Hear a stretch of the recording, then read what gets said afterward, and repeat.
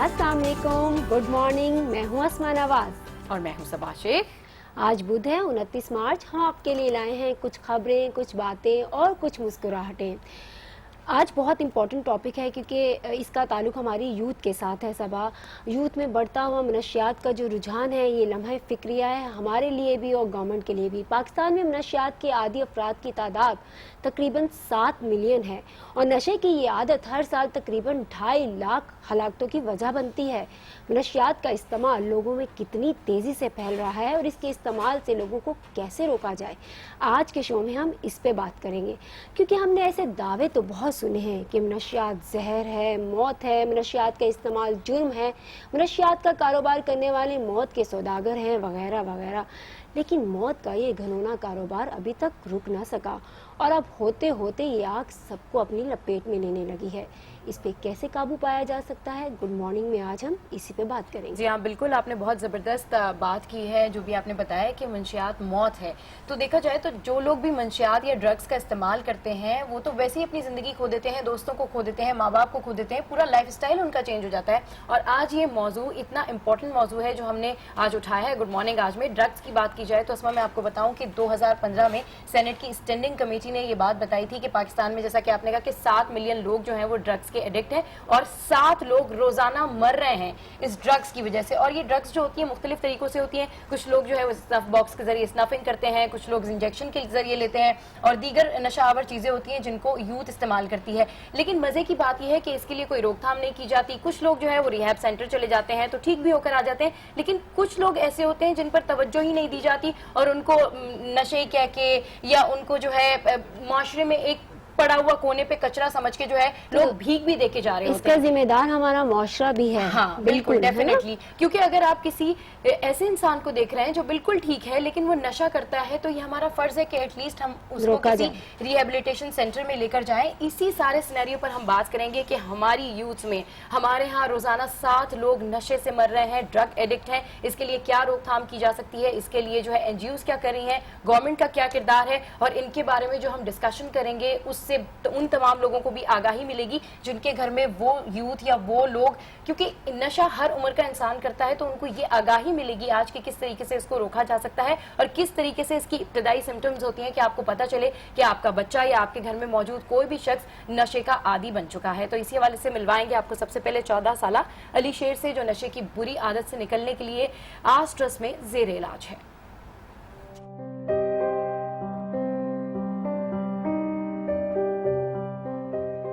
हम नशे पर तुम बहुत खुश था। मेरा वालदा रो रहा है, मैं फिक्र नहीं कर रहा हूँ। फिर उन लोगों ने बोला भाई आपका बेटा अभी भी सही हो सकता है, घर जाए, नहाए धोए, रोजाना नहाए, नशा नहीं करे। ये जिंदगी तो खैर जब से यहाँ पर आए हूँ अल्लाह का शुक्र है, बहुत अच्छा लगता है। मिलेंगे आस ट्रस्ट में ट्रीटमेंट के बाद कामयाब जिंदगी गुजारने वाले अनीब और बुरहान से।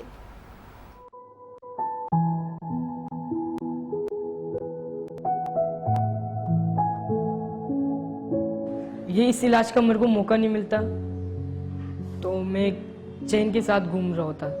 मतलब एक अपना पार्टी होता है इस तरह का, ढेकड़ी मारने का, इस तरह का चीज़ों में। अगर इस इलाज का मौका नहीं मिलता तो आज इधर नहीं होता मैं। पहले मैं 5 क्लास तक पढ़ा था, उसके बाद आगे पीछे फिर नहीं पढ़ा। अभी मैं दोबारा स्टार्ट कर रहा हूँ ऐसे ही कोचिंग से। और साथ साथ मिलवाएंगे आपको नशे के आदी बच्चों की ज़हनी तरबियत करने वाली माहिर नफ्सियात किरण से।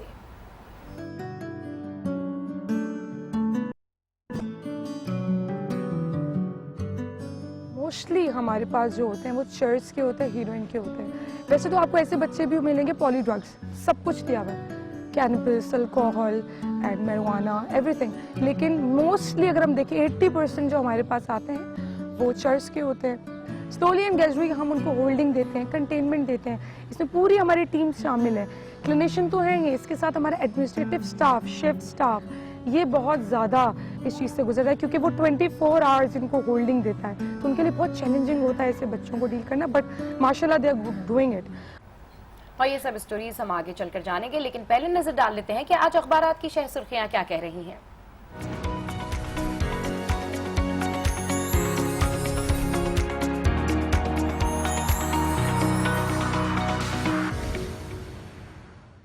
अस्मा। जी बिल्कुल, मेरे पास एक्सप्रेस न्यूज़ है और इसमें सबसे ज़्यादा जो मुझे अहम खबर लगी है कि मरियम नवाज़ ने भी अवामी राब्ता मुहिम के सिलसिले का आगाज़ कर दिया और 4 अप्रैल को वो पेशावर का पहला दौरा कर रही हैं। तो लग रहा है कि बढ़ चढ़कर वो इस दफ़ा इलेक्शन कैंपेन में हिस्सा लेंगी।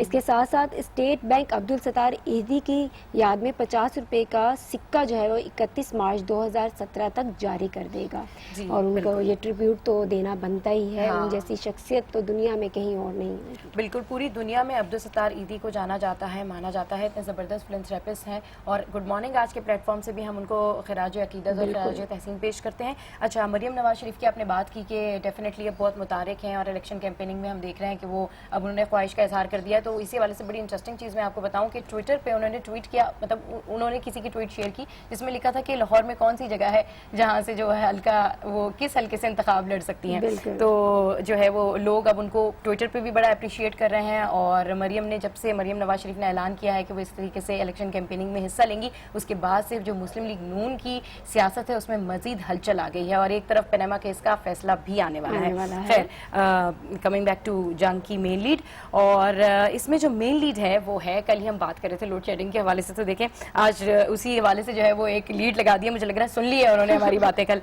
लोड शेडिंग इस साल आखिर तक खत्म, इतनी बिजली होगी कि मोदी को भी दे सकेंगे, ऐसा कहना है शहबाज शरीफ साहब का। एक सियासी जगहदारी ने अरबों रुपए का कर्जा मुआफ करवाया और कहा कि 2 करोड़ का टैक्स दिया, उन्हीं लोगों ने कौम के वसाइल लूटे, मुझ समेत सबका एहतसाब होना चाहिए। लोधरा में धुआंधार खिताब किया है और नियाजी साहब खुदारा मेट्रो को जंगला बस ना कहें। अब तो ये मंसूबा आपके खैबर पख्तूनख्वा में भी शुरू हो रहा है। लोधरा तखानेवाल 2 तरफा सड़क का संगे बुनियाद, 25 अरब के तरक्याती पैकेज का ऐलान। तो हम देख रहे हैं कि जहां पर इलेक्शन आने वाला है 2018, उससे पहले ही इलेक्शन का कुछ समा सा बनता जा रहा है। देखें कि ज्यादा से ज्यादा तनकीद की जा रही है एक दूसरे के प्रोजेक्ट्स के हवाले से, एक दूसरे की सियासत के हवाले से और सबसे बड़ी बात यह कि अब पनामा केस का जो है फैसला आने वाला है, उसके बाद देखना होगा कि मुस्लिम लीग नून की जो पोजीशन है वो क्या हो जाता है। इसके साथ साथ मुल्क में जिस तरह ऑपरेशन सर्वे गस्ब हुआ था, अभी ऑपरेशन रद्दुल फसाद मुल्क में अमन और इस्तेहकाम लाएगा, जनरल बाजवा का ये बयान है। और दहशतगर्दी के खिलाफ जंग में तजर्बे ने फौज को नाकाबिले शिकस्त और आजमूदा बना दिया है। जवान फौज की असल कुव्वत है, ये कहना है आर्मी चीफ साहब का। और मेरे पास बिजनेस रिकॉर्डर है जिसमें मेन लीड खबर यही है कि प्राइम मिनिस्टर साहब ने जो 97 गैस के मंसूबों का इफ्तिताह किया है पंजाब में, वो गैर आइनी है और इस पे जो है वज़ीर आला सिंध जो है वो काफ़ी उनको तहफ़्फ़ुज़ात है और उन्होंने एक ख़त भी लिख डाला है प्राइम मिनिस्टर को कि आपने ये जो मंसूबों का आगाज़ किया इस पे वो तहफ़्फ़ुज़ात रखते हैं। बिल्कुल। अच्छा जी, मंसूबा के ऐलानात भी बड़े हो रहे हैं। हमने देखा कि हैदराबाद में भी तरक्याती पैकेज के ऐलानात हुए। अच्छा, डॉन की तरफ आते हैं और डॉन में जो है, डॉन में मेन लीड है Sindh possesses gas provision to politically selected areas और एक और इनकी जो मेन लीड है वो है कि 4 नैब man decline offer of early retirement. तो इस हवाले से जो है डॉन न्यूज़ में आज मेन लीड्स लगी हुई हैं और ये तमाम खबरें थी जो हमने आपको बताई कि क्या सियासी हलचल चल रही है हमारे मुल्क में, तनकीद का निशाना बनाया जा रहा है एक दूसरे की जानिब से। तमाम सियासी और अपोजिशन जमातें जो हैं अब एक्शन में हैं। तो मुख्तलिफ शहरों का हाल जान लेते हैं और कहाँ का रुख करेंगे? मैं अब चाह रही हूँ कि हम लाहौर का रुख करें और जाने कि वहाँ पे आज क्या सियासी और समाजी सरगर्मियाँ। इस हवाले से इमरान नज़ीर जो आज न्यूज़ के नुमाइंदा हैं वो हमें अपडेट करेंगे। जी इमरान नज़ीर, हमें बताइए कि लाहौर में आज क्या क्या ख़ास इवेंट्स होने जा रहे हैं। जी सबा एंड अस्मा, आपको मेरी और अहले लाहौर की जानिब से गुड मॉर्निंग। तो आज लाहौर में जो इवेंट्स का आगाज़ हो रहा है वो एक बहुत ही कलरफुल इवेंट के साथ होने जा रहा है। आज लाहौर कॉलेज बराए ख़वातीन में जो है वो एक स्पोर्ट्स फेस्टिवल का आगाज़ होगा जहाँ पर मुख्तलिफ खेल जिनमें cricket, judo, karate, volleyball, tennis, badminton समेत तमाम खेलों का इनकाद तो होगा, लेकिन रस्सा कशी और चाटी रेस जो है वो इस इवेंट को ज़रूर 4 चांद लगाएंगे। इसके बाद मैं आपको बताऊं कि आज पंजाब पैरा मेडिकल स्टाफ ने जो है वो मुतालबात के हक के लिए एहतजाज की कॉल दे रखी है। तो आज वो तनख्वाहों में इजाफे, नौकरियों की मुस्तकिली, एजेंसीज की प्राइवेटाइजेशन के खिलाफ पंजाब इंस्टीट्यूट ऑफ कार्डियोलॉजी के बाहर वो एहतजाजी मुजाहरा करेंगे। इसके बाद जो आज सबसे मोस्ट इम्पोर्टेंट और मेजर इवेंट जो लाहौर का है वो है PCB में, जहां पर बुकीज़ के साथ राब्तों को छुपाने के इल्ज़ाम पर मुअत्तल होने वाले cricketer Mohammad Irfan PCB anti corruption unit के सामने पेश होंगे। कल उन्हें दिन भर मीडिया की नज़रें जो हैं वो उन्हें ढूंढती रहीं, लेकिन एट द एंड उन्होंने जाकर एंटी करप्शन यूनिट से अपना जवाब दाखिल कराने के लिए 1 रोज़ की मजीद मोहलत मांग ली। मैं आपको यहाँ पे एक और बात बताता चलूँ कि आज वो जब पेश होंगे तो अगर वो अपने पीसीबी के इल्जामात को एक्सेप्ट कर लेते हैं तो उन्हें 6 माह की मुअत्तली या फिर ताहयात पाबंदी का भी सामना करना पड़ सकता है। लेकिन इमरान, खालिद लतीफ़ की बात की जाए और अगर शर्जील की, तो ये दोनों तो मान ही नहीं रहे कि हम पे कोई एलिगेशन है, हमने कुछ ऐसा किया है। जी अभी चूंकि इन्होंने अभी इरफान को किया है, अभी पहले इनको इरफान को डील करना होगा, क्योंकि इरफान पर जो इल्जामात हैं वो मुख्तलिफ नौयत जी ठीक है। इमरान लाहौर से हमें अपडेट कर रहे थे, और लाहौर में तो बड़ी जबरदस्त जो है वो सियासी और समाजी सरगर्मियां, एक तरफ पीसीबी है, दूसरी तरफ स्पोर्ट्स है, और तीसरी तरफ एज यूजुअल पैरामेडिकल स्टाफ जो है वो आज फिर एहतजाज की कॉल देगा। लेट्स सी क्या होता है लाहौर में। और रुख कर लेते हैं वफाकी दारुल हुकूमत का और जानते हैं कि वहाँ आज क्या सियासी सरगर्मियां हैं और कौन से मेगा इवेंट्स होने जा रहे हैं। इसके लिए तफसीलात बताएंगे इस्लामाबाद से राना तारिक। जी राना तारिक, गुड मॉर्निंग, आज अपडेट कीजिए। जी बिल्कुल, आज वफाकी दारुल हुकूमत इस्लामाबाद में कोई ख़ास सियासी सरगर्मियाँ नहीं हैं, क्योंकि रूटीन के मामला जो हैं यहाँ पर आज एक्टिविटीज़ होंगी। सुप्रीम कोर्ट में नैब के हवाले से केस है, इसके अलावा इस्लामाबाद हाई कोर्ट में जो है वो भी जो आम रूटीन के केसेस हैं। इसके अलावा आज election commission option commission of Pakistan में अयाज सादिक और अलीम खान के दरमियान जो जाली जो एफिडेविट जमा करवाए गए के हवाले से हेयरिंग होगी उस केस की। इसके अलावा मेट्रोपॉलिटन कॉरपोरेशन की आज मीटिंग है, और सबसे अहम जो है आज वफाकी दारुल हुकूमत में ये है कि पानी की शार्टेज के हवाले से आज पाकिस्तान तहरीक इंसाफ जो है वो एहतजाजी रैली निकालेगी, क्योंकि उन्होंने 9 एहतजाजी कैंप जो हैं वो मुख्तलिफ सेक्टर्स में कायम कर दिए हैं। उसके एहतजाजी कैंप को जो लीड कर रहे हैं वो PTI के MNA असद उमर हैं, वो क्योंकि वफाकी दारुल हुकूमत को उनका कहना है कि वफाकी दारुल हुकूमत को 150 मिलियन रोजाना जो है वो पानी जो है दरकार है गैलन, जबकि 50,000 मिलियन गैलन जो है पानी वो फराहम किया जा रहा है, जिससे बहुत ज़्यादा किल्लत वफाकी दारुल हुकूमत में पानी की है। जी आप हमें इस्लामाबाद से अपडेट कर रहे थे, और अब रुख करते हैं कराची का। इसके हवाले से क्या क्या खबरें हैं ये बताएंगे हमें सफ्तर अब्बासी। जी सफ्तर अब्बास, मज़ीद तफसील बताइएगा। आज बिल्कुल इस वक्त में पाकिस्तान स्टॉक एक्सचेंज में मौजूद हूँ, जहाँ पर वीमेन ऑन बोर्ड की चेयरपर्सन राहत कौनैन की क़यादत में 50 रुकनी वफ़द ख़वातीन का ऐसा वक्त है जो किसी न किसी कंपनी की डायरेक्टर इस ख़वातीन पर मुश्तमिल एक वफ़द जो वो दौरा कर रहा है। इस वक्त स्टॉक एक्सचेंज में तकरीब जारी और तकरीब से चेयरपर्सन राहत कौनैन खिताब कर रही हैं। उनका कहना है कि मुल्क की मईशत में ख़वातीन का किरदार नाकाबिल फरामोश है। मुल्क की मईशत के हर शोबे में ख़वातीन मर्दों के शाना बशाना है। जो इस वक्त तकरीब जारी है उसके अंदर पाकिस्तान स्टॉक एक्सचेंज के MD नदीम नकवी, इसके साथ ही चेयरमैन मुनीर कमाल और दीगर आम शख्सियात यहाँ पे शरीक हैं। अब से कुछ देर बाद यहाँ पर राहत कौनैन और उनकी टीम जो घंटा बजाकर बाकायदा कारोबार का आगाज करेगी, जिस यहाँ पर तकरीब मुनक़िद की जाएगी, जिसके अंदर ऐसी 13 कंपनीज को अवार्ड दिए जाएंगे जिन्होंने बाकायदा ख़वातीन को अपनी कंपनी में डायरेक्टर मुकर्रर कर रखा है। इसके साथ ही हम अपने नाज़रीन को अपडेट करते चलें कि अब्दुल सत्तार ईदी की याद में स्टेट बैंक ऑफ पाकिस्तान 31 मार्च को एक यादगारी सिक्का जारी करेगा, जिसकी मालियत 50 रुपये होगी। जी ठीक है। सफदर अब्बास अपडेट कर रहे थे। पाकिस्तान स्टॉक एक्सचेंज में इस वक्त का खिताब अब भी जारी है। 50 रुकनी खवातीन हैं जिनसे वो खिताब कर रही हैं। खैर आगे बढ़ते हैं। गुड मॉर्निंग आज में कुछ मजीद न्यूज़ स्टोरीज भी आपको बताते चलते हैं, जिसमें सबसे पहले बात कर लेते हैं सिंध की। सिंध में मैट्रिक जर्नल ग्रुप के इम्तहानात का आगाज हो चुका है। उम्मीदवारों ने नकल के रिकॉर्ड तोड़ दिए। किताबों, मोबाइल फोन्स और कारतूसों से खुलेआम नकल हो रही है। एजेंट माफिया ने भी निकम्मे उम्मीदवारों की खूब मदद की। सैकड़ों नकालों में से 25 उम्मीदवार रंगे हाथों पकड़े भी गए। इधर एग्जाम शुरू नहीं हुए, उधर नकल की तैयारियां शुरू। तो ये पढ़ते क्यों नहीं है ये लोग?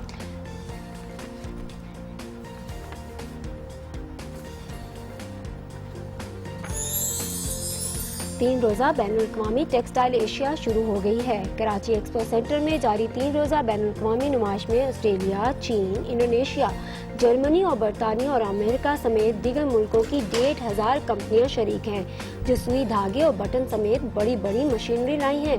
1,500 गैर मुल्की फबूत की शिरकत पाकिस्तान की गिरती टेक्सटाइल को संभाला देने में अहम पेशरफ्त साबित होगी। ये बहुत ज़बरदस्त बात है कि इस तरीके से एग्जीबिशंस लगना, और ये 17वीं टेक्सटाइल एग्जीबिशन है, और इससे मईशत को बहुत इस्तेहकाम मिलेगा, मुस्तहकम होगी और लोगों में अवेयरनेस आएगी हमारी मईशत के हवाले से। ठीक है, कराची के 16 साला तैमूर की बात कर लेते हैं, जो पढ़ाई और क्रिकेट का का शौकीन था, लेकिन खून के कैंसर ने अब इसे बेबसी की तस्वीर बना दिया है। महंगे इलाज ने वालिदैन की जेब खाली कर दी है। तैमूर के वालिदैन की बस एक ही फरियाद है कि कोई उनके लख्त इलाज करा दे, और तैमूर के साथ हमारी दुआएं हैं, और जो भी हो सकेगा हम गुड मॉर्निंग आज के प्लेटफॉर्म से तैमूर के लिए करेंगे। बिल्कुल सबा, ऐसे बच्चों के लिए तो खसूसी तवज्जो देनी चाहिए। और यहाँ वक्त हुआ है एक ब्रेक का, जिसके बाद शामिल करेंगे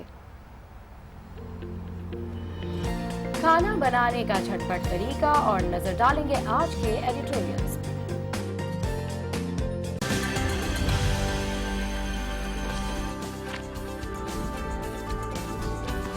welcome back to good morning. आज कौमी असम्बली से पास होने वाले फौजी अदालतों की बहाली का बिल पार्लियामेंट के ऐवान बाला सेनेट से भी मंजूर हो गया है, जिसके बाद पार्लियामेंट से इसकी मंजूरी का अमल मुकम्मल हो गया है। सेनेट इजलास चेयरमैन रज़ा रब्बानी की ज़ेर सदारत हुआ। आईनी तरमीम पर रायशुमारी हुई तो हक में 78 और मुखालफत में 3 वोट आए। हुकूमती इत्तेहादी JUI फे के अरकान सेनेट इजलास में शरीक नहीं हुए। पख्तूनख्वा मिली अवामी पार्टी ने आईनी तरमीम की मुखालफत की। सेनेट ने कौमी सलामती से मुताल्लिक़ पार्लिमानी कमेटी के क़याम की तहरीक भी कसरत राय से मंजूर कर ली। ये कमेटी भी 2 साल के लिए कायम होगी। बहस में हिस्सा लेते हुए सेनेटर एतजाज़ अहसन ने कहा कि नेशनल एक्शन प्लान पर अमल होता तो आज फौजी अदालतों की ज़रूरत ना पड़ती।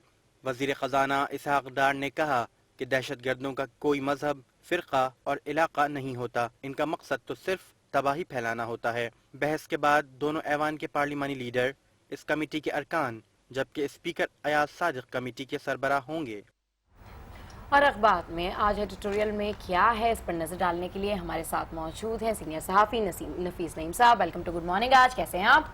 सलाम जी, अल्लाह का शुक्र, बिल्कुल खैरियत से। आप लोग सुनाएं। बिल्कुल ठीक ठाक। क्या है जी आज एडिटोरियल? जी, आज मैं डिस्कस करना चाहूँगा ज़ाहिर हुसैन साहब का एक आर्टिकल आया है डॉन में। ज़ाहिर हुसैन तो बड़ी वेल नोन पर्सनैलिटी हैं, अवार्ड विनिंग जर्नलिस्ट हैं, राइटर हैं। न सिर्फ पाकिस्तान बल्कि बैनुल-अक़वामी तौर पर इनके मोतरफ़ हैं, मौजूद हैं। इनकी खिदमात का, इनकी राइटिंग का, जो इनकी पर्सनैलिटी है, जो इनके काम है, उसका इतराफ़ किया था। ज़ाहिर हुसैन साहब राइटर भी बहुत अच्छे हैं। इन्होंने एक फ्रंट लाइन पाकिस्तान एक के नाम से किताब लिखी है, आपको याद होगा, और स्कॉर्पियन टील, जिसमें मिलिटेंसी के हवाले से सवाल उठाए गए हैं। पाकिस्तान में राइजिंग जो रिलेंटलेस मिलिटेंसी का एक वो है, बढ़ती मिलिटेंसी, उस पर सवाल उठाए गए हैं। उसका दूसरी जगहों पर इम्पैक्ट किया होगा, इसके बारे में कहा गया है। तो इनका साहब हमारे साथ लाइन पे भी मौजूद हैं, हम उन्हीं से चाहेंगे कि आप बात कर सकें। अस्सलाम वालेकुम सर। वालेकुम सलाम सर, कैसे हैं आप? बस ठीक है। तो आपकी सर नफीस नईम साहब हमारे साथ स्टूडियो में मौजूद हैं और आपके कॉलम पे आपसे बात करना चाहेंगे। अस्सलाम वालेकुम साहिब साहब। इस्लाम क्या है? जी सर, ये मैं आप चीफ ऑफ फैंटम आर्मी, ये आर्टिकल मैं अभी पढ़ रहा था, मैं ये डिस्कस भी कर रहा था सभा से और इनसे। इसमें जो आपने सर 2 सवालात बड़े स्ट्राइकिंग हैं कि सपोज काउंटर टेररिज्म अलायंस अगर ये है, जो ये अलायंस है 39 नेशन की, तो इसके लिए हमें मल्टीनेशनल अलायंस बनाने की क्या ज़रूरत पड़ी फ़ौज की, और अगर ये एक कंसल्टेटिव बॉडी है तो इसके लिए एक रिटायर्ड आर्मी चीफ की ज़रूरत क्यों पड़ी? बहुत अच्छे सवालात हैं, आपने ये उठाए हैं। तो मैं ये आपसे पूछना चाह रहा हूँ सर, अब ये एक तो क्लियर हो चुकी है कि Pakistan is getting involve in the middle east power game. इसके कंसिक्वेंसेस क्या होंगे इसके खित्ते पर और ख़ुद पाकिस्तान पर क्या असरात मुरत्तब होंगे? देखिए, सबसे बुनियादी चीज़ ये है कि ये वजाहत के साथ नहीं है कि किस लिए आई है, और ख़ास तौर पे इस वक्त जो सूरत हाल मशरिक़ वस्ता की है वो बहुत ही ख़तरनाक है, एक सिविल वॉर की हैसियत है। और इसमें जो है 2 इस्लामी जो आपके ममालिक हैं उसमें बराह रास्त एक दूसरे के आमने सामने ईरान है और पाकिस्तान है। और इस जो खाना जंगी चल रही है काफ़ी अरसे के से, तो उसमें जितना मुसलमानों को नुकसान पहुंचा है, तो उसमें जो है ज़रूरत इस बात की थी कि वहाँ पे न्यूट्रल रहा जाए, इसमें कॉन्फ्लिक्ट में शामिल नहीं हुआ जाए, और बल्कि इसको कोशिश ये किया कि किसी तरह से ये बात खत्म हो। लेकिन जब पाकिस्तान एक फरीक के साथ शामिल हो जाता है तो उसके साथ ये पढ़ेंगे कि मिडल ईस्ट के जो क्राइसिस है जिससे आप बचना चाहते हैं, जिसके असर जो है पूरे खित्ते में, न सिर्फ खित्ते में है बल्कि उसके असर कुछ हमारे मुल्क में भी आते जा रहे हैं, तो उसमें जब आप शामिल हो जाते हैं तो उसका बराह रास्त आप पे असर पड़ेगा। एक तो ये बात थी कि ये हमारे लिए जो है नेशनल सिक्योरिटी का सवाल पैदा होता है, फॉरेन पॉलिसी के सवाल पैदा होता है कि जो है क्या हम किसी भी खित्ते में अगर कोई खाना जंगी है या कॉन्फ्लिक्ट है तो उसके हम किस तरह से फरीक बन सकते हैं। दूसरी बात यह है कि देखें इसकी वजह से मुल्क के अंदर भी एक लिहाज से पोलराइजेशन है। लोग इस बात के लिए जो है मुखालिफ है कि किसी भी, चाहे ईरान हो चाहे सऊदी अरेबिया हो, अगर वो उसके साथ जाते हैं तो उसके साथ बराबर तमाम मुल्क में पड़ते हैं। जी बिल्कुल सही कहा आपने जाहिद हुसैन साहब, क्योंकि अब तो इस तरीके के, पहले तो ये था कि कंफर्म नहीं थी कि इस तरीके से होने जा रहा है, लेकिन अब तो कंफर्म हो गया है और अब तो इस तरीके से इस पर अमल दरामद भी हो रहा है। ख्वाजा आसिफ का बयान भी सामने आया। जो बात आपने की उसी हवाले से, उसी कॉन्टेक्स्ट में पूछना चाहूंगी कि आलमी दुनिया पर इसके क्या असरात पड़ेंगे? देखिए, आलमी दुनिया पे तो इतना नहीं पड़ेगा जी, ये सच्चे का मामला है जी। लेकिन उसमें ये जरूर है कि जो है अभी मैं समझता हूँ कि एक और खतरनाक सूरत हाल बनती हुई नजर आ रही है हमें। जी। अमेरिका में जो है एक नए सदर आए हैं ट्रम्प, उनके बारे में तो सबको पता है। तो वहाँ पे अभी मैं पढ़ रहा था सुबह को कि उन्होंने कहा है कि जो है वहाँ पे सऊदी अरेबिया के मामले यमन में अब वो फौजी कार्रवाई करने का इरादा रखते हैं। अगर किसी इलाके पे ये फौजी कार्रवाई इस किस्म की होती है सऊदी अरेबिया के, तो उसके असरात जो है बहुत गहरे होंगे। वैसे भी अगर आप देखें कि जो है वो पिछले 10 साल में जो सूरत हाल आई है उसमें कुछ अमेरिका का भी एक रोल रहा है। मतलब इराक में जंग हुई, चाहे सीरिया के अंदर जो जिस तरह से रियासत को खत्म किया गया है, और फिर उसके बाद शाम के अंदर जो खाना जंगी चली जिसमें हजारों लाखों लोग जो न सिर्फ मारे गए हैं बल्कि यहाँ से पूरी की पूरी आबादी का इनकलाब भी हुआ है। तो अगर ये कॉन्फ्लिक्ट बढ़ता है तो उसमें तो मैं समझता हूँ कि आज इसका फिर असरात जो है इसका एक ग्लोबल भी हो सकता है। पहले भी हुआ है, जैसे शाम में खाना जंगी के असरात जो है अगर आप देखें तो पूरे खित्ते में नहीं बल्कि उसका एक आलमी असर भी पड़ा है। जितनी बड़ी तादाद में वहाँ से लोग गए, महाजिर निकले हैं, एक पास बिल्कुल कसरत के आलम में, बाद जो है वो फिर यूरोप में और पहुंचे हैं। तो ये चीजें जो है ये आगे चल के बहुत ही खतरनाक सूरत हाल बन के आ सकती है। मैं समझता हूँ कि पाकिस्तान को इसमें एक लिहाज से जो है बल्कि कोशिश ये करनी चाहिए थी कि जो है अपने आप को उससे अलहदा रखे और किसी तौर पे भी बैन अवी तौर पे कोशिश बात करनी चाहिए थी कि ये इसके जो खाना जंगी है उसको किस तरह रोका जा सके। लेकिन जब आप एक जैसे कोalition फोर्स में शामिल होते हैं तो उसमें जो है फिर आप एक फरीक बन जाते हैं, उसको रोक नहीं सकते हैं। देखिए, पाकिस्तान की तारीख रही है, बावजूद तमाम हमारे प्रॉब्लम्स के, ये मशरक़ वस्ता में पहले भी जो इराक और ईरान की जंग के दौरान बहुत ही एक लिहाज से हमने बैलेंस रखा था। बावजूद इसके कि हमारे ताल्लुकात सऊदी अरेबिया से बहुत अच्छे थे, हम उसमें फरीक नहीं बने थे, बावजूद इसके हमारे प्रेशर बहुत ज्यादा था। उसके बाद भी सूरत हाल बनती यही आई थी। तो फिर अगर हम फरीक बनते हैं तो फिर हमारे ईरान से भी ताल्लुकात खत्म होंगे, बल्कि उसके आगे रिलेशन बहुत बन के आएंगे। और एक सबसे बुनियादी चीज है जिसमें हम हिस्सा बनने जा रहे हैं, जिसमें इजराइल के हिस्सा जा रहे हैं, उसका अभी फौज का कोई वजूद भी नहीं है। 39 मुल्कों के नाम दिए गए थे, लेकिन उसमें बहुत सारे ऐसे ममालिक हैं जिनको जो है ये पता भी नहीं था कि उनका नाम उसमें आने जा रहा है। खुद पाकिस्तान जब ये लिस्ट आई थी तो पाकिस्तान हैरत का इजहार किया गया था। तो अभी उसके खतरनाक बहुत शुक्रिया, आपने अपना कीमती वक्त हमें दिया। नफीस साहब, जैसे कि क्या कि पाकिस्तान के मुस्तकबिल पे इसके बहुत बुरे असरात हो सकते हैं। बिल्कुल, ये जाहिद साहब ने कहा और साथ में उन्होंने गोस्ट फोर्स भी कहा। मुझे टाइम होता तो मैं जरूर पूछता कि आपने इसने गोस्ट फोर्स क्यों कहा, लेकिन बहरहाल बहुत ये साथ वो ये भी कह रहे थे ना कि पाकिस्तान को बैन अल-अक़वामी तौर पर अपने आप को एक साइड पे रख के तमाम फैसले करने चाहिए थे। अभी तक तो जो है वो इतनी कंपाइल ही नहीं है वो जिसका जी हर तरफ से ये आवाजें उठ रही हैं कि कैबिनेट को कॉन्फ्रेंस में रहना चाहिए, पार्लियामेंट को कॉन्फ्रेंस में रहना चाहिए। ये बड़ा क्रिटिकल आपने डिसीजन लिया है इसको। अच्छा ठीक है। अच्छा, टाइम क्योंकि शॉर्ट है तो जल्दी से दूसरा एडिटोरियल जल्दी से मैं आपसे एक जंग का दायरा इसको डिस्कस करना चाहता हूँ। कबल वक्त जारहाना इंतखाबी मुहिम, ये जारहाना अंदाज मेरा ही नहीं, सियासत में भी हो रहा है। ये आप उसी जारहाना अंदाज की हम बात कर रहे हैं। बिल्कुल। तो आप देख रहे हैं कि पंजाब में एक फोर्स पंजाब में अपने आप को मनवाने की कोशिश कर रही है, दूसरी पंजाब की फोर्स मैं कह रहा हूँ वो आके सिंध में कर रहे हैं। अभी नवाज शरीफ साहब ने हैदराबाद में अब लिखा कि उन्होंने नवाज शाद की भरमार कर दी था यूनिवर्सिटी एयरपोर्ट। मरियम जो साहिबा मरियम साहिबा पेशावर चली गई हैं, दौरा करेंगी वो। बिल्कुल, यही अदारे कह रहे हैं कि ये कबल वक्त गैर एलानिया इंतखाबी मुहिम है जो कि नून लीग पीपल्स पार्टी और पीटीआई जो है वो बहुत ज़्यादा इस पर मसरूफ हो गई हैं। दोनों चाह रहे हैं, क्योंकि पिछले इंतखाबात में देखा गया था कि ग्राउंड नून लीग जब सिंध में इतना हासिल नहीं कर सकी थी, पीपल्स पार्टी पंजाब में नहीं कर सकी थी, पीटीआई गैर मुतवक्का तौर पर पंजाब में उसने सीटें लेनी थी। अब ये टसल हो चुकी है कि, और ये सबसे मैं एक अहम पॉइंट डिस्कस करता जाऊं, पानामा केस का फैसला आने वाला है और इस हवाले से कबल वक्त इंतखाबी मुहिम की तैयारियां वो कहने अगर ये मफरूजा सही है तो फिर ये जाएगा आगे मजीद। अच्छा नफीस नईम साहब, इस सारे सिनेरियो में हम देख रहे हैं कि सिचुएशन अब कुछ चेंज होती हुई नजर आ रही है, क्योंकि पहले जहां जिसका वोट बैंक था वो वहीं इंतखाबी जलसे कर रहा था, वहीं अपनी कैंपेनिंग कर रहा था, लेकिन अब देखा है कि जो जो सियासी जमातें हैं एक दूसरे की इलाकों में जा रही हैं, एक दूसरे के स्ट्रॉन्ग वोट बैंक के जलसों में शरीक हो रही हैं, वो जा रही हैं और वहां पर जलसे कर रही हैं। अब जैसे नवाज शरीफ साहब जो है हैदराबाद आए हुए थे और आप देखें कि जरदारी साहब जो है उनकी ज्यादातर जो है वो कोशिश है कि वो लाहौर में भी जो है अपना वोट बैंक गेन कर सकें। खैर, इसी हवाले से आप हमारे साथ गुफ्तगू कर रहे थे, आपका बहुत शुक्रिया। और आज जो है बड़ी इंटरेस्टिंग किस्म की हमने गुफ्तगू की है। हमारे साथ जाहिद हुसैन साहब थे, नफीस नईम थे जो कि गुफ्तगू कर रहे थे एडिटोरियल पे। आगे बढ़ते हैं, टॉप वर्ल्ड स्टोरी आपको बताएंगी अस्मा। जी, जर्मन साइंसदानों ने दुनिया का सबसे बड़ा मसनूई सूरज तैयार कर लिया है और इसका तजर्बा भी किया जा चुका है। मसनूई सूरज की ज़रूरत क्यों है, तफसीलात जानते हैं इस रिपोर्ट में।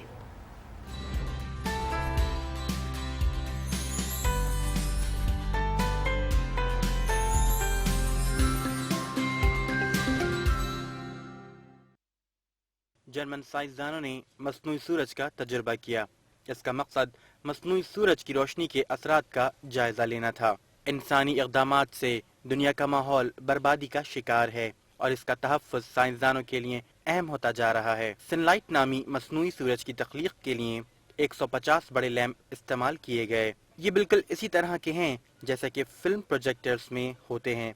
इसे रोशन करने के लिए तवानाई इस्तेमाल की गई। अगर साइंसदान असल सूरज की तरह की रोशनी तैयार करने में कामयाब हो जाते हैं तो दुनिया को तवानाई के हुसूल का मुतबादिल जरिया मिल जाएगा। और अब नजर डालते हैं मजीद कुछ आलमी खबरों पर। मकबूजा कश्मीर में भारतीय फौज की फायरिंग से मजीद 3 कश्मीरी नौजवान शहीद और 14 जख्मी हो गए। भारतीय फौज ने दावा किया कि ये लोग मशहूर अक्सरियत पसंदों को बचाने की कोशिश कर रहे थे, जबकि कश्मीरी रहनुमाओं का कहना है कि आम लोगों को फायरिंग का निशाना बनाया गया है। कश्मीर कब से जुल्म भुगत रहा है, कब कश्मीर में जो है ये जुल्म सितम खत्म होगा।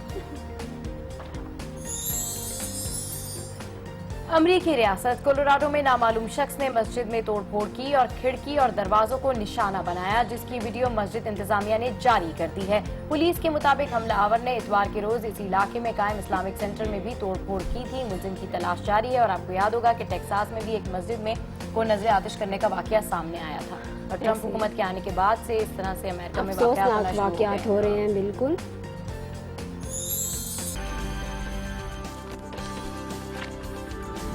Welcome back to good morning. आज नशा एक लानत है और इस मुब्तला लोग जिस तरह की अजियतनाक जिंदगी गुजारते हैं, इसका अंदाजा इन्हें इस लानत से छुटकारा हासिल करने के बाद ही होता है। जी हाँ बिल्कुल, लेकिन नशे की लत से छुटकारा हासिल करना इतना आसान भी नहीं है। कहते हैं कि आज ट्रस्ट में जेर इलाज अली शेर की कहानी, इसकी अपनी जुबानी, जो नशे की लानत से निजात हासिल कर रहा है और किस तरीके से लड़ रहा है, ये दिखाते हैं आपको।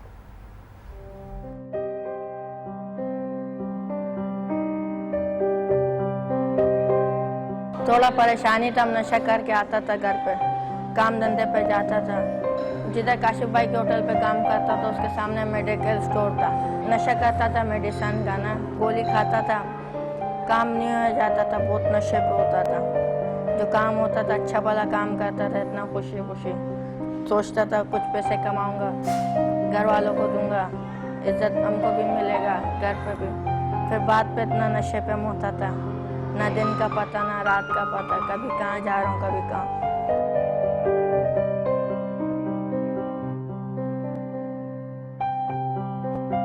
यहाँ पर आया, पहले उधर आया, चिल्लर पे आया, नया कार्ड दिया।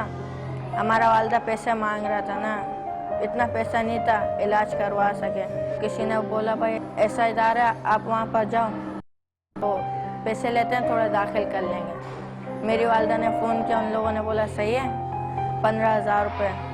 तो मेरी वालदा ने बोला इतने नहीं हो सकते, मैं थोड़ी परेशान हूँ, बनारस से आई हूँ, मेरा घर यहाँ पर नहीं है, मैं थोड़े कम पैसे दे दूँगी। बोला सही, आप 12,000 रुपये दे देना, अब अपना बेटा ला के दिखा दो।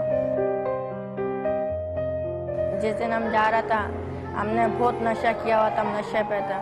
हम रश्के में गया, कम से कम 14,000 रुपये था वालदा के साथ। हम लोग बैठे, जैसी बातचीत किया तो उसने हमको देखा, बोला यार आपको क्या हो गया, आप इतना छोटा बच्चा लाइए ये नशा करता है। बोला ये अभी भी नशे पे। हम नशे पे तो हम बहुत खुश था। मेरा वालदा रो रहा है, मैं फिक्र नहीं कर रहा हूँ। फिर उन लोगों ने बोला भाई आपका बेटा अभी भी सही हो सकता है, घर जाए, नहाए धोए, रोजाना नहाए, नशा नहीं करे, और अगर नशा करता है, पीला कार्ड दिया था, इस पर फ़ोन कर देना, फ्री फंड का इदारा अगर ले लिया तो आपका नसीब है। नशे की तलब होती है। घर के विजिट पे गए थे, नस्वाल लगाया था हमने, तो इस बार विजिट पे गए थे, कुछ नहीं किया। इंशाल्लाह इस बार भी हम जाएंगे, यही कोशिश है, घर से बाहर नहीं निकले।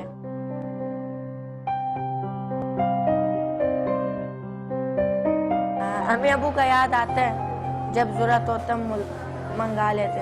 बचपन में डकैत बनने का शौक था, अभी यहाँ पर आए स्टाफ बनने का शौक है। पढ़ाई का बहुत शौक था बचपन से, लेकिन आदतें ख़राब थी। स्कूल में जाके बहुत छोटा था, सिगरेट पी रहा था, छत का दरवाज़ा तोड़ के। कोशिश बहुत है अच्छी ज़िंदगी गुजारे भी, और यही उम्मीद करता हूँ जो दिन गुजर रहा हमारे ये भी अच्छे गुजरे।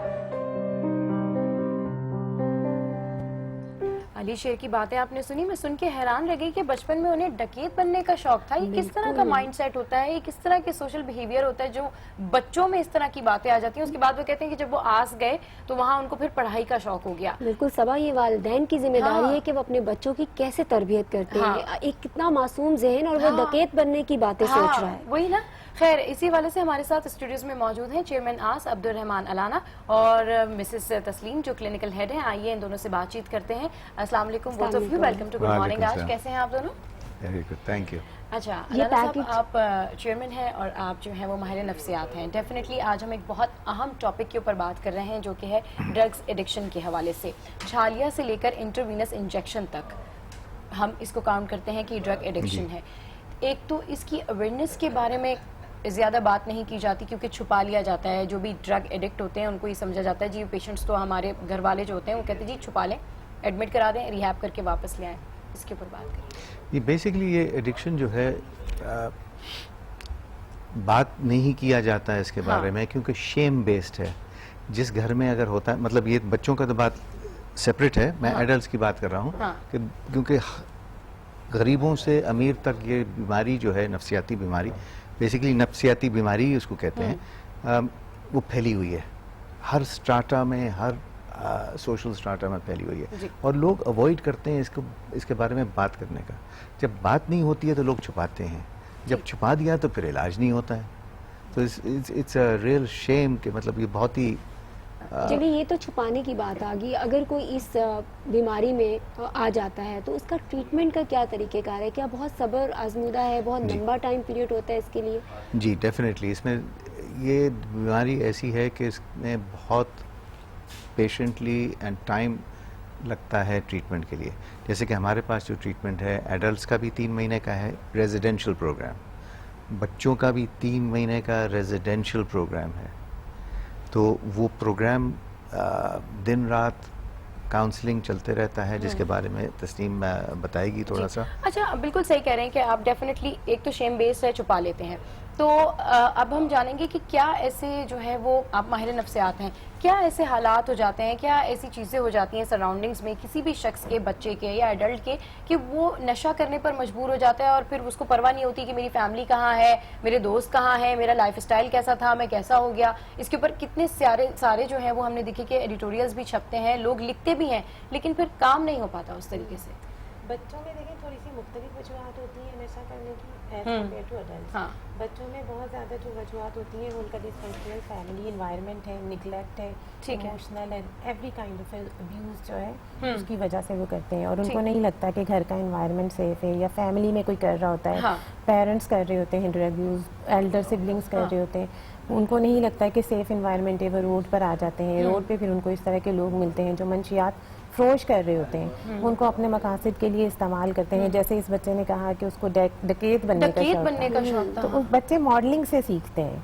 तो उसने मॉडलिंग, उसने यही देखा कि उसके सामने जो एक प्रोटेक्टिव फिगर था, एक ऐसा बंदा जो कामयाब है, वो डकैत था। तो उसने सीख लिया है कि मैं अपने आप को जो हिफाजत कर सकता हूँ बन के कर सकता हूँ। तो आपके इदारे से बहुत से लोग कांटेक्ट करते होंगे, इस तरह के पेशेंट्स आते होंगे, लेकिन ऐसे भी बहुत से बच्चे हैं जो सड़कों पे हम देखते हैं ऐसे पड़े रहते हैं, तो उनकी फैमिली भी उनको इतना सपोर्ट नहीं कर सकती, बहुत लोअर क्लास।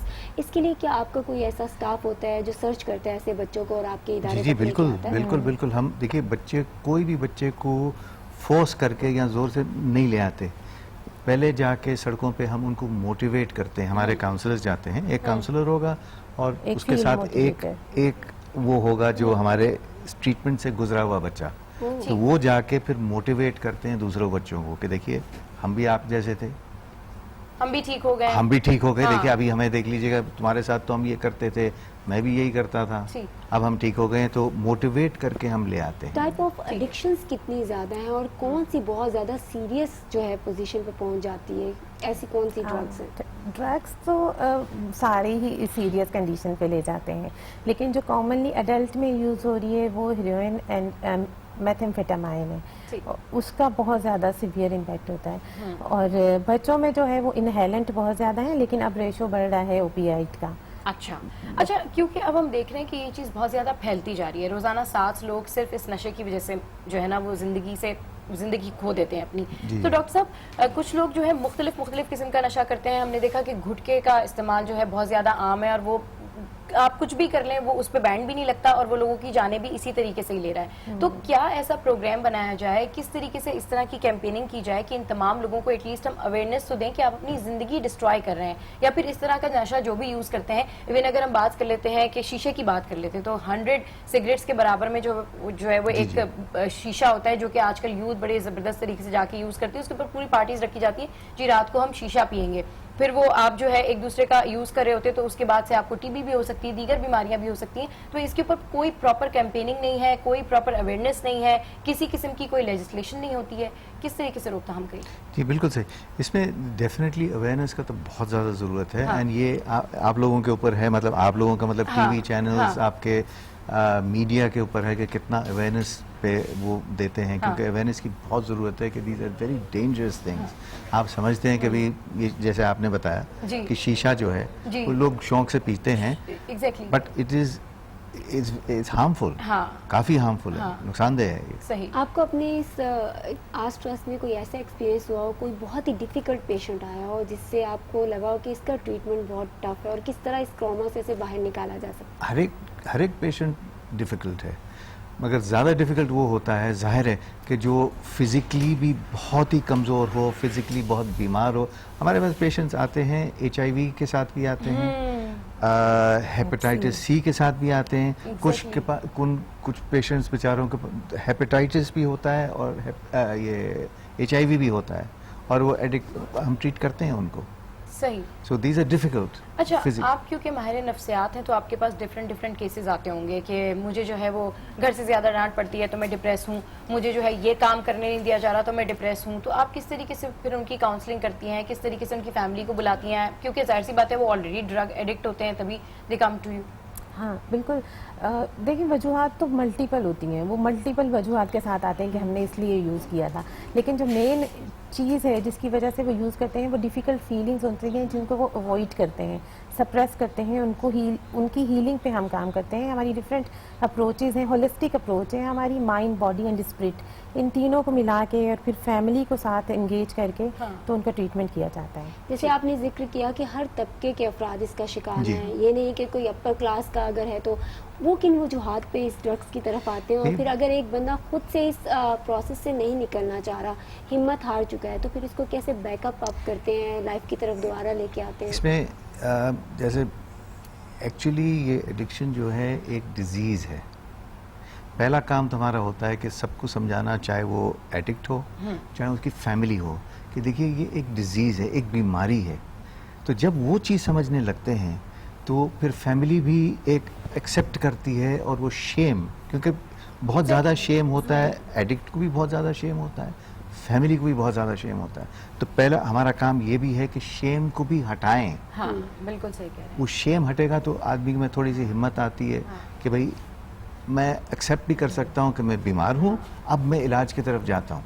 एक चीज ये भी अलाना साहब, मैंने ये भी बड़ा नोटिस किया है कि अब बड़ा फैशन स्टाइल बन चुका है, स्टेटमेंट बन चुका है, जी आप कहाँ जा रहे हैं, शीशा पीने जा रहे हैं, जी आप हम तो फलां, मतलब ये हीरोइन पीना, ये नशा करना एक तरीके से ट्रेंड में भी आता जा रहा है कि अच्छा बहुत ज्यादा। यू डोंट स्मोक, मतलब बिल्कुल कॉलेज में, यूनिवर्सिटी में इस तरीके से आपस में स्टूडेंट्स इस तरह की बात कर रहे होते हैं कि जैसे कि ये तो कोई बात ही नहीं है। और दूसरी चीज आपने शेम की तो शेम में अगर लड़कियों की बात करें, अगर किसी फैमिली में कोई लड़का एडिक्ट है तो जी उसके बारे में बता भी दिया जाता है, उसको रिहैब सेंटर भी ले जाएंगे, लेकिन अगर कोई लड़की एडिक्ट है तो उसको घर में ही पहले बिठा के रखनी, मरीज हो जाएगी तो आखिर में उसको लेके जाएंगे, और उसकी वजह होती है जी किसी को बाहर नहीं पता चले कि ये ड्रग एडिक्ट है। तो ड्रग एडिक्ट अगर कोई है तो वो खुद से नहीं है, डेफिनेटली उसके साथ कोई सर्कमस्टेंसेस है, डेफिनेटली कोई ना कोई प्रॉब्लम है, तो वो फिर इस तरीके से इन्वॉल्व हुआ है। तो इस चीज के ऊपर क्या कहेंगे फिर? ये बिल्कुल सही आपकी जो बात है ना कि एक तो एडिक्शन हो गया ड्रग्स के लिए, हाँ। दूसरे एडिक्शन जो है हमारे कितने खवातीन जो हैं हाँ। घर में ही होती हैं, हाँ। और वो गोलियां खाती हैं। Exactly. See, this is also an addiction.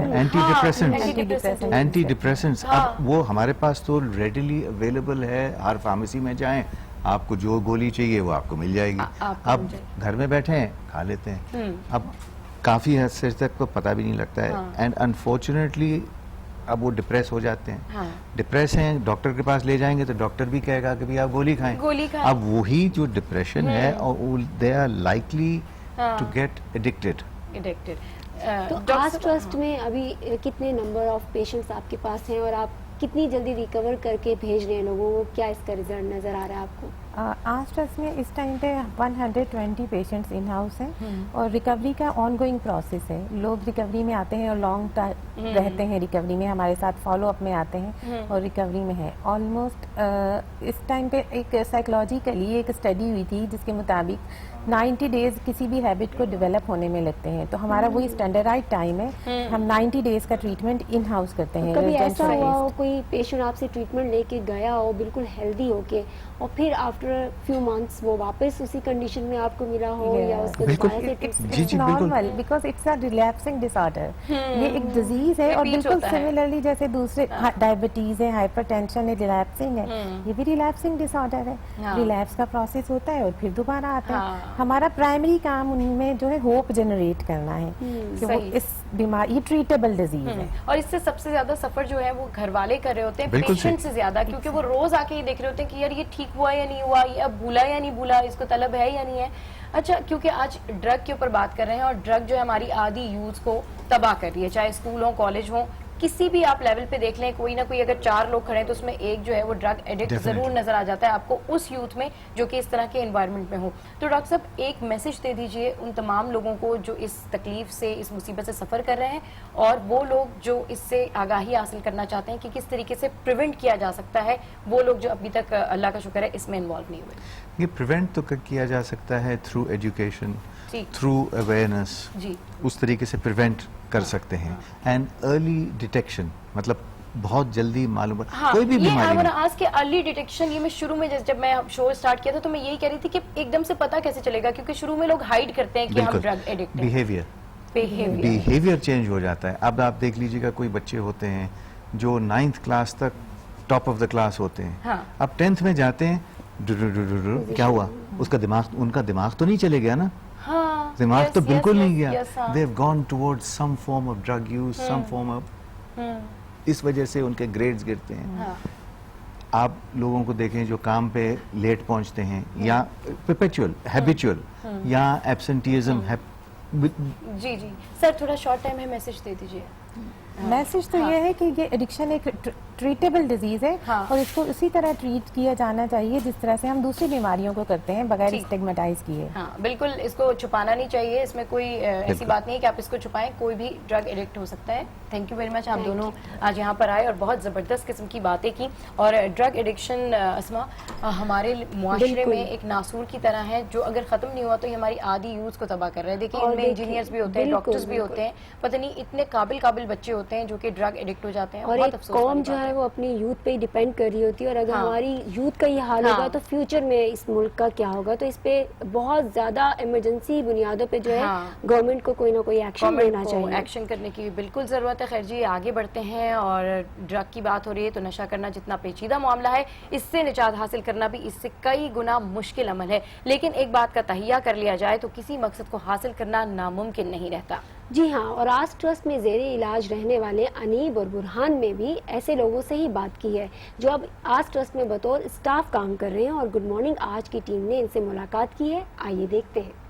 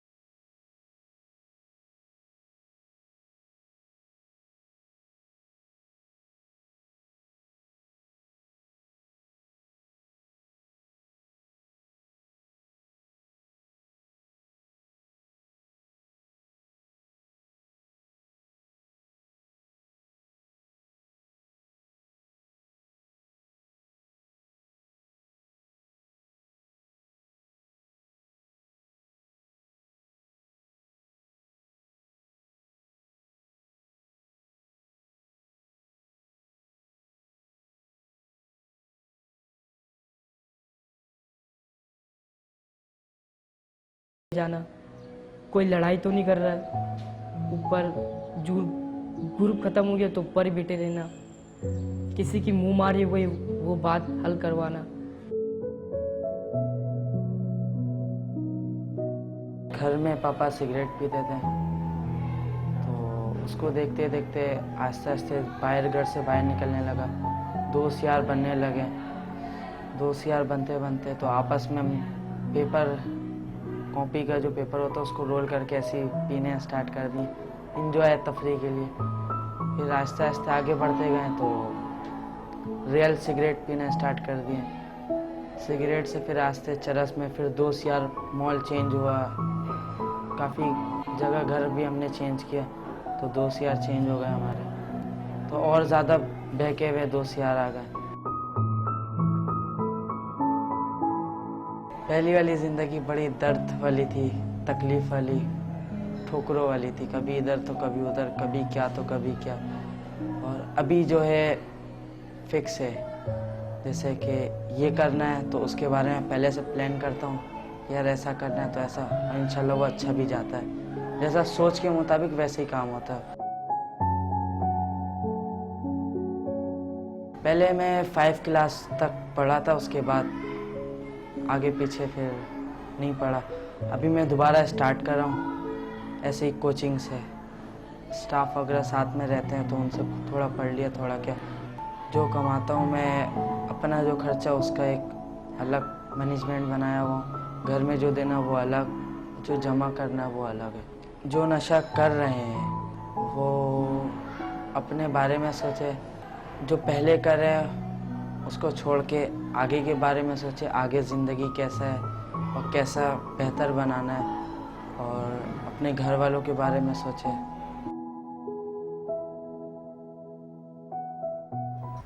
जैसे सबा हमने देखा इस पैकेज में कि अगर ट्रीटमेंट किया जाए तो बहुत से लोग जो है इस नशे की आदत से छुटकारा पा सकते हैं, और बहुत बेहतरी आ सकती है। बिल्कुल, बहुत बेहतरी आ सकती है। क्योंकि अस्मा, आपने कभी किसी को खुद देखा है, लाइवली देखा है, कहीं आप गुजरी हो, कहीं से सड़क वड़क पे आपने किसी को नशा करते हुए देखा है? बिल्कुल सबा, ये हमारी बदनसीबी है कि कराची के रोड्स पे अक्सर आपको ऐसे जो है वो नशे ही नजर आ जाते हैं जो कि सड़कों पे पड़े होते हैं, और बहुत ही अफसोस होता है, दुख होता है देख के कि आपकी यूथ जो है वो किस तरह से दो चार है इस बीमारी से। बिल्कुल, मैं अपने फ्रेंड्स के साथ जो है वो एक दफ़ा चाय पीने के लिए कहीं गई थी, तो मैंने वहाँ पर देखा था कि एक बच्चा एल्फी का नशा कर रहा था और उसके साथ जो दोस्त बैठा हुआ था उसने बताया कि वो कितने दिनों से स्कूल नहीं गया और उसको ये आदत लगी है यहाँ पर, क्योंकि ये चाइल्ड लेबर जो होती है ना, उसके हवाले से जो बच्चे छोटी उम्र में ही काम करने लग जाते हैं उनमें भी आदत जो है बहुत ज्यादा लग जाती है। तो सबसे पहले हमें मेन कॉज को ही खत्म करना चाहिए कि एक तो चाइल्ड लेबर खत्म करें ताकि बच्चे दूसरे एनवायरनमेंट में नहीं जाएंगे और फिर वो बिगड़ेंगे भी नहीं। तो हमें अब पाकिस्तान को सपोर्ट करना है, पाकिस्तान की यूथ को सपोर्ट करना है, ड्रग फ्री पाकिस्तान बनाना है। शो में यहाँ वक्त एक ब्रेक का, जिसके बाद मिलवाएंगे आपको।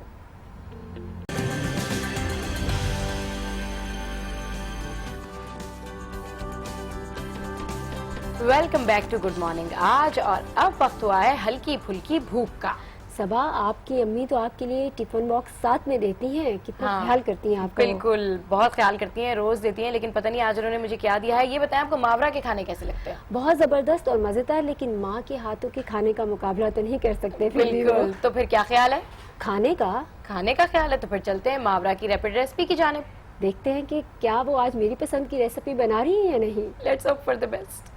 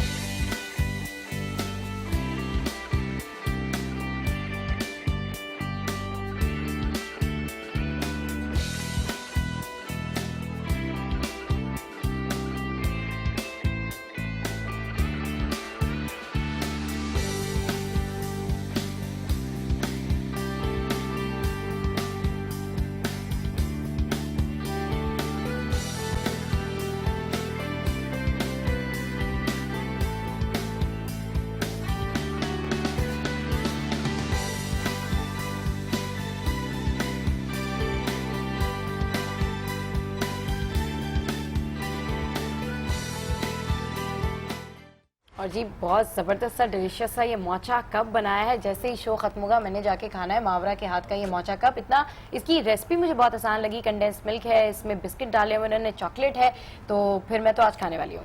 बिल्कुल सबा, आप ये खा लीजिएगा और आपका टिफिन बॉक्स जो है ना वो आप मुझे दे दीजिएगा, ताकि बस इसीलिए ये मेरे जो है वो लंच पे इनकी नजर थी और ये इसलिए तारीफें कर रही थी। कोई बात नहीं, हम एक्सचेंज कर लेते हैं और कल से हम इनसे कहूंगी आपके लिए भी एक्स्ट्रा लंच देते हैं। खैर आगे बढ़ते हैं और आपको बताएं कि नशे के आदी अफराद को इस मर्ज से निजात दिलाने में जहाँ मुख्तलिफ अद्वियात अहम किरदार अदा करती हैं, वहीं माहिरीन नफ्सियात की मुख्तलिफ मशकें नशे के आदी अफराद को इस लानत से दूर करने में मददगार साबित होती हैं। जी हाँ, आज ट्रस्ट में मौजूद माहिर नफ्सियात किरण को भी नशे की आदी अफराद को इन आदतों से छुड़वाने में काफी मसाइल दरपेश हैं। आइए सुनते हैं।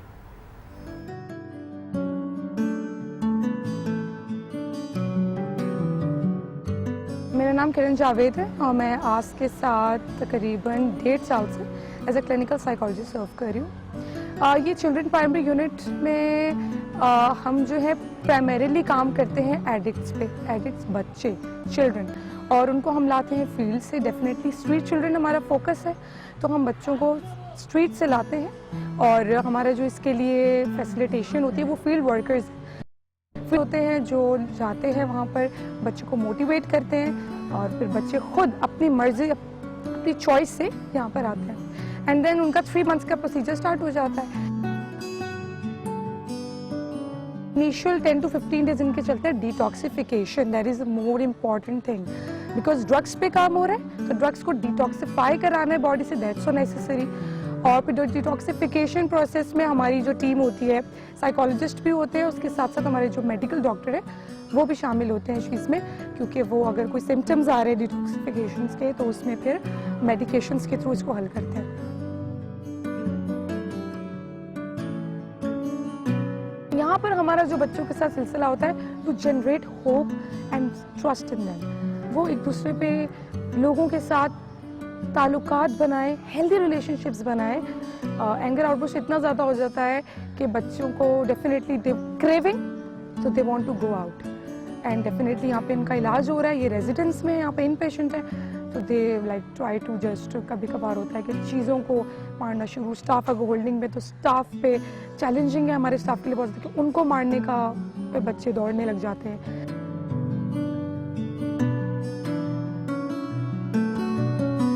स्लोली एंड ग्रेजुअली हम उनको होल्डिंग देते हैं, कंटेनमेंट देते हैं, इसमें पूरी हमारी टीम शामिल है, क्लिनिशियन तो हैं ही, इसके साथ हमारे एडमिनिस्ट्रेटिव स्टाफ, शिफ्ट स्टाफ, ये बहुत ज़्यादा इस चीज़ से गुजरता है क्योंकि वो 24 आवर्स इनको होल्डिंग देता है, तो उनके लिए बहुत चैलेंजिंग होता है ऐसे बच्चों को डील करना, बट माशाल्लाह they are doing it.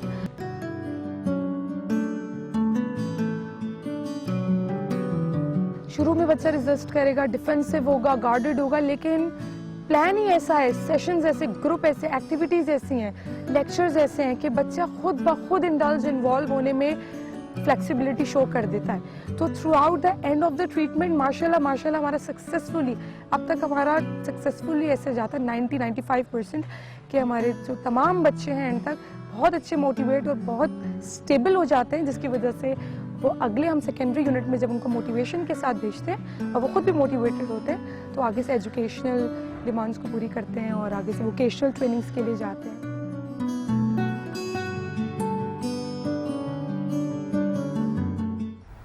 Drugs के हवाले से आपने ये रिपोर्ट देखी। जी हाँ, will take a short break है और जिसके बाद मिलवाएंगे आपको पाकिस्तान के चमकते सितारे से। So don't go anywhere, keep watching good morning आज।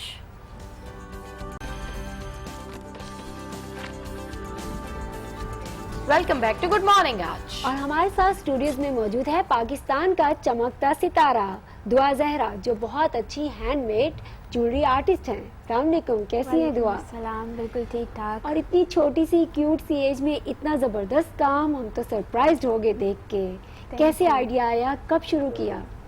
2015 में अपनी फर्स्ट ज्वेलरी बनाई मैंने, जो मैंने फेसबुक से पहले देखा, शौक था तो यूट्यूब से सीखा और घर वालों ने बहुत इनकरेज किया, सबने बहुत इनकरेज किया, तो 2016 में फर्स्ट एग्जीबिशन लगाई।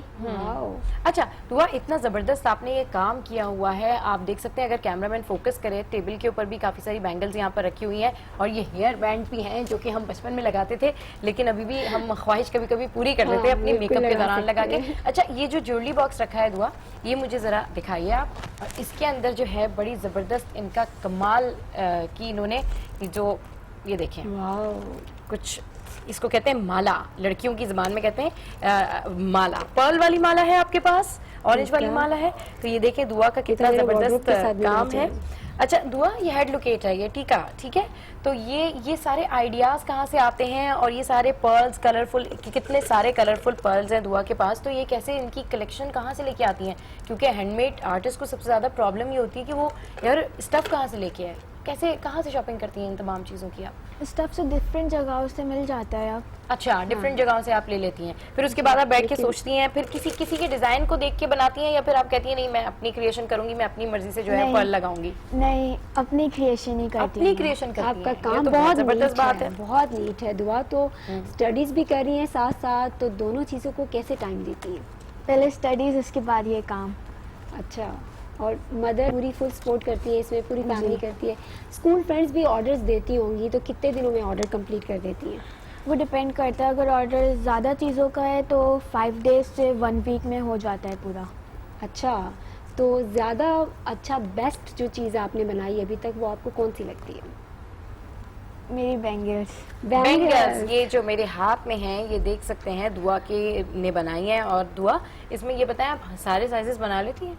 जी सारे साइजेस ना, तो बस ठीक है, फिर आप तो, मैं आपकी पक्की क्लाइंट जो है वो डन हो गई, क्योंकि चूड़ियों में मेरा साइज हर जगह नहीं मिलता। अच्छा ये बताएं कि अब आप इसको प्रोफेशनली आगे लेकर चलेंगी आप, क्योंकि कहनी थी कि अभी तक आपने बहुत ज्यादा कलेक्शन नहीं बनाई है, कि मैंने आपसे पूछा था इतनी छोटी सी आप है और इतना जबरदस्त काम करिए, कितनी अर्निंग्स होगी हैं? लाइक अर्निंग्स कैलकुलेट नहीं किए हैं, हाँ। मगर चीज़ें अभी इतनी नहीं है, मगर वैसे बहुत होती हैं। अभी सिलेक्टेड चीज़ें इधर ला सके थे हम। तो फ्रेंड्स का कैसा रिस्पांस है? ओ लेवल्स आप कर रही हैं और आर्मी पब्लिक में आप पढ़ती हैं, तो जो आपकी फ्रेंड्स हैं वो डेफिनेटली खुश होती होंगी और कहती होंगी दुआ, मतलब जिसकी साल में एक दफा बर्थडे आती है वो कहती होगी दुआ मेरी आज भी बर्थडे है, ऐसा हुआ है? नहीं, ऐसा तो कभी नहीं हुआ, मगर लोगों को चीज़ें बहुत पसंद आती हैं। सब बहुत क्या कहते हैं, सब बहुत चीज़ें चीज़ें प्रेफर करते हैं। और वैसे आपको क्या पैशन, क्या है, शौक क्या है, क्या बड़ी हो के क्या बनेंगी? हैंडमेड ज्वेलरी बनाएंगी, इसको प्रोफेशन बनाएंगी या कुछ और करना चाहती हैं? हैंडमेड ज्वेलरी के साथ साथ मुझे सॉफ्टवेयर इंजीनियर बनना है। वाह जबरदस्त! क्या हमारे पाकिस्तानी टैलेंट है, क्या हमारे पाकिस्तानी बच्चे कितने टैलेंटेड हैं। अच्छा सॉफ्टवेयर इंजीनियर तो बनना है, लेकिन आपका जो ये काम है, ये ब्लैक वाली चूड़ियाँ दिखाएं दुआ, बहुत ही नाइस। ये देखें, एक इयरिंग्स भी मुझे बहुत अच्छे लग रहे हैं। ये देखिए कितना जबरदस्त इन्होंने कॉम्बिनेशन किया है ब्लैक बैंगल्स के साथ में। और अगर कैमरामैन इसको फोकस करें तो ये देखिए कितना जबरदस्त ये है, गोल्डन इसके साथ कड़े लगे हुए और ब्लैक कलर की। कितना टाइम लगता है दुआ? वो चीज़ों पे डिपेंड करता है। अब जैसे वो ऑरेंज वाला जो सेट इनके हाथ में था, उसकी चूड़ियाँ जो थी वो बहुत पतली हैं, तो इसके ऊपर बहुत ज़्यादा टाइम लगता है। मगर वो वाले जो सेट है इसके ऊपर थोड़ा कम लगता है, क्योंकि इसकी चूड़ियाँ थोड़ी मोटी हैं, तो जल्दी जल्दी लिपट जाता है ना। अच्छा देखिए कितना नीट तो, काम है ना? अच्छा दुआ, तो ये गोटा और ये इसके ऊपर ये जो एम्ब्रॉयडरी वगैरह हुई हुई है, ये तो बहुत टाइम टेकिंग, मतलब इसमें बहुत मेहनत लगती होगी, राइट? है ना, क्योंकि बिल्कुल एक एक चीज को सीक्वेंस पे लगाना और इतनी खूबसूरती के साथ। तो फिर अच्छा ये बताएं, घर में कोई इस काम में आपके साथ कोई हेल्प करता है? घर में सब मेरी हेल्प करते हैं। इनफैक्ट मेरा छोटा भाई तक कोशिशें करता रहता है कि वो किसी ना किसी तरीके से मेरी हेल्प करे। अरे वाह, सबको एक एक्टिविटी मिली हुई है और एक हेल्दी और पॉजिटिव एक्टिविटी है, कितनी जबरदस्त है। अच्छा ये बताएं, कोई मैसेज देना चाहेंगी उन लोगों को जो आपकी तरह से इस तरह का क्रिएटिव काम करना चाहते हैं, लेकिन वो कहते हैं नहीं यार हम नहीं कर सकते? यार ये इतना कोई मुश्किल काम नहीं है, सिर्फ शौक की बात है और कोशिश करें तो। अगर लोग हैंडमेड चीज़ों को बहुत कम बनाते हैं, तो ज़्यादा से ज़्यादा पाकिस्तान जब इस चीज़ को बनाएगा तो बनी बनाई चीज़ों से ज़्यादा हैंडमेड चीज़ों पे लोग थैंक यू सो मच दुआ, आप आई, हमें बहुत अच्छा लगा। और इतनी सी एज में इतना टैलेंट, बिल्कुल। और आप में भी कोई खास टैलेंट है और आप भी सेट पर आना चाहते हैं तो हमें अपनी कहानी बताएं हमारी सोशल मीडिया साइट्स पे। जानने से पहले पाकिस्तान के मारूफ अदाकार लतीफ़ कबाड़िया की 15वीं बरसी आज मनाई जा रही है। इनकी फ़नी ज़िंदगी पे एक नज़र डालते हैं, इस रिपोर्ट में देखते हैं और आप देखते रहिए गुड मॉर्निंग। Good morning. आज लतीफ कापड़िया 27 मार्च 1934 में पैदा होने वाले लतीफ कबाड़िया ने अदाकारी का आगाज 1953 में कराची स्टेज के खेल शहनाज से किया। लतीफ कबाड़िया ने टेलीविजन पर अदाकारी का आगाज 1969 में पीटीवी के पहले तवील दौरानिये के खेल शीशे के आदमी से किया, जो अली अहमद का मशहूर स्टेज खेल था। मैं आपकी खिदमत में एक फिल्मी गाना पेश करता हूँ। अकेले न जाना। वाह। 50-50, शो टाइम, आगन टेढ़ा, चांद गिरन, नादान नादिया और इस जैसे कई ड्रामों और शोज में लतीफ कबाड़िया ने अपनी अदाकारी से शायकीन को खूब लुत्फानंदोज किया। मैं क्या, जरा घूंघट तो सरकाएं। इस सास बहू की लड़ाई का एक थानेदार कैसे जिम्मेदार हो सकता है? अच्छा आदा। लतीफ कबाड़िया ने जिन फिल्मों में अदाकारी की उनमें ब्रिटिश प्रोडक्शन की एक फिल्म ट्रैफिक भी शामिल है। पाकिस्तानी फिल्म वेरी गुड दुनिया वेरी बैड लोग में भी लतीफ कबाड़िया ने अहम किरदार अदा किया। अब तो हम पब्लिक को बनाएंगे। बहुत खूब। मेरी समझ भी नहीं आता आखिर वो चाहता क्या। And what are you? Latif Kabadia ने अपने फनी करियर में तकरीबन 45 ड्रामों में काम किया, जबकि उनका आखिरी ड्रामा लहरी इन ट्रबल था, जो 1983 में रावलपिंडी में पेश किया गया। मैं नहीं रो रहा हूँ, बस सितारा ने खानदान की नाक कटवा दी, हमारी इज्जत खाक में मिला दी। मुझे तुम्हारे लेक्चर की जरूरत नहीं।